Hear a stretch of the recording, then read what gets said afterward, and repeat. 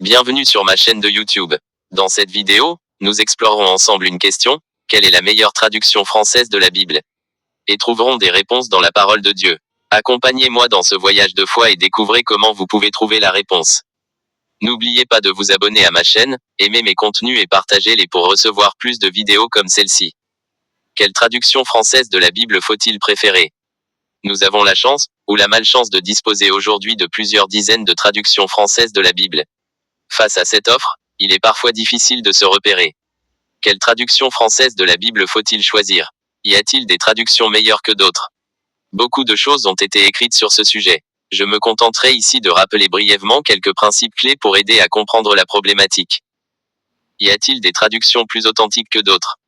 La question de la traduction de la Bible est une question sensible. Pour le croyant, la Bible n'est pas un texte comme un autre, nous considérons que Dieu nous parle par ce livre. Or, si nous sommes francophones, c'est d'abord par le biais d'une traduction française que nous lisons la Bible. Dieu nous parle dans notre langue maternelle. Par conséquent, lorsque nous découvrons que d'autres ont traduit différemment ces versets bibliques qui nous parlent tant, c'est forcément perturbant.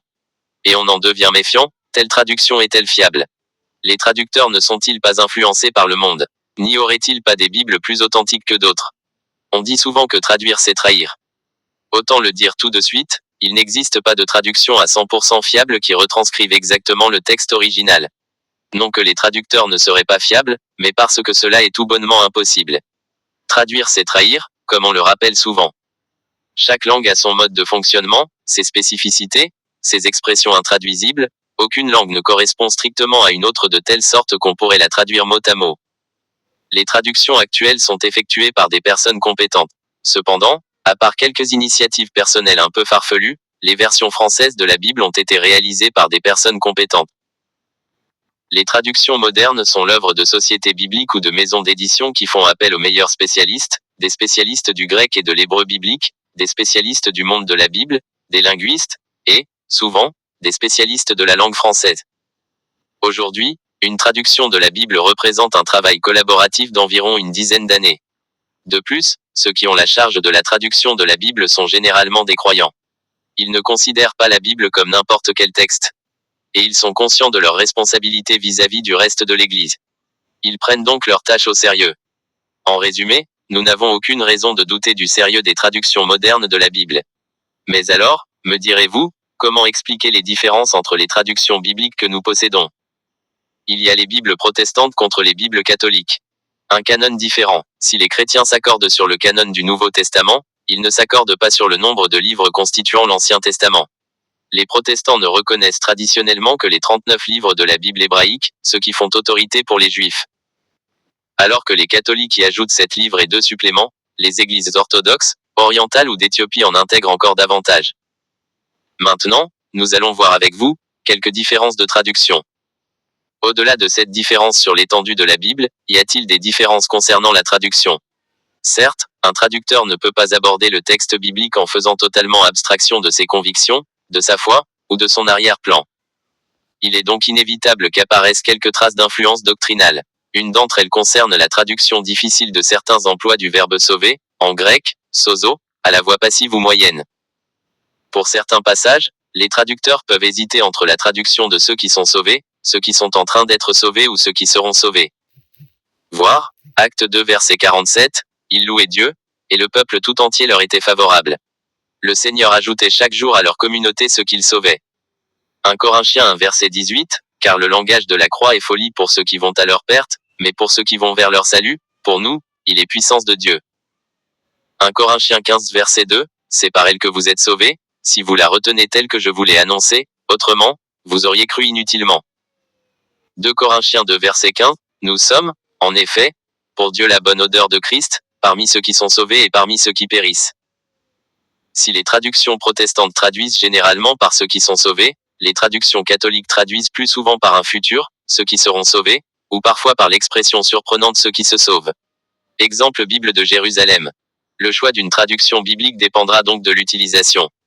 Pour la méditation ou la lecture personnelle, 8, nous avons tendance à privilégier une Bible avec laquelle on se sent à l'aise. Celle-ci correspond souvent à celle avec laquelle on a grandi. En deuxième lieu, cela dépendra de nos exigences littéraires, mais aussi de nos a priori confessionnels. Toutefois, je conseillerais de changer de temps à autre, de Bible en prenant une que nous connaissons peu, cela peut permettre de renouveler la méditation de textes bien connus. Pour l'étude, il est impératif de lire un même passage dans plusieurs traductions, à moins de lire le grec et l'hébreu. Il sera surtout important de consulter des Bibles utilisant des principes de traduction différents, équivalence dynamique ou formelle. Nous avons un grand privilège de disposer de nombreuses traductions de qualité en français, ne nous en privons pas.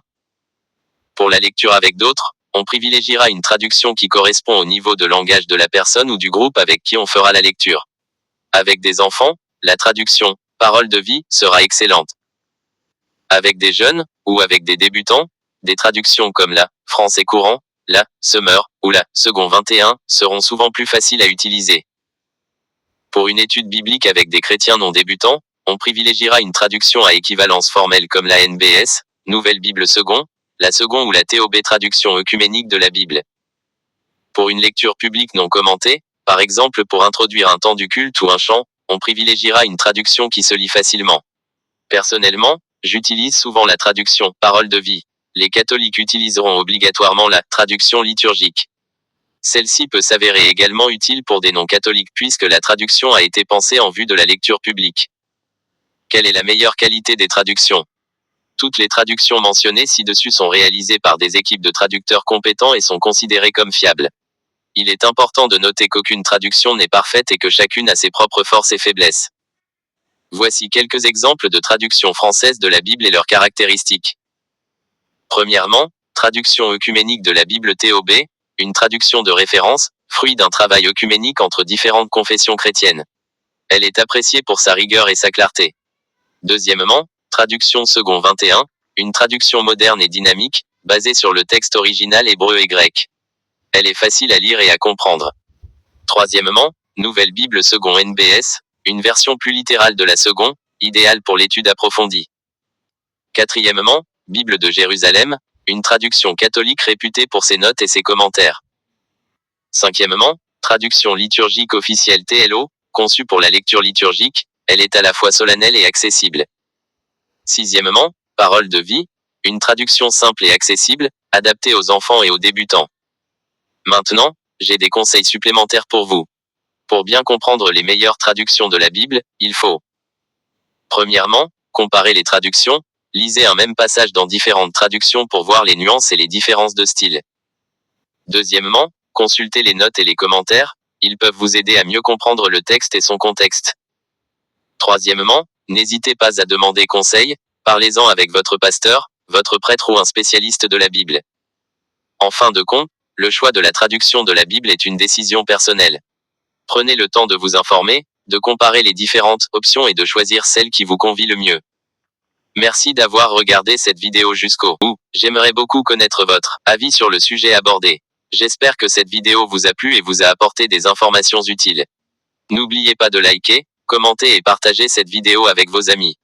Abonnez-vous à ma chaîne pour ne pas manquer mes prochaines vidéos et activez la cloche de notification pour être averti de chaque nouvelle publication. N'hésitez pas à laisser un commentaire ci-dessous pour partager vos réflexions et vos expériences.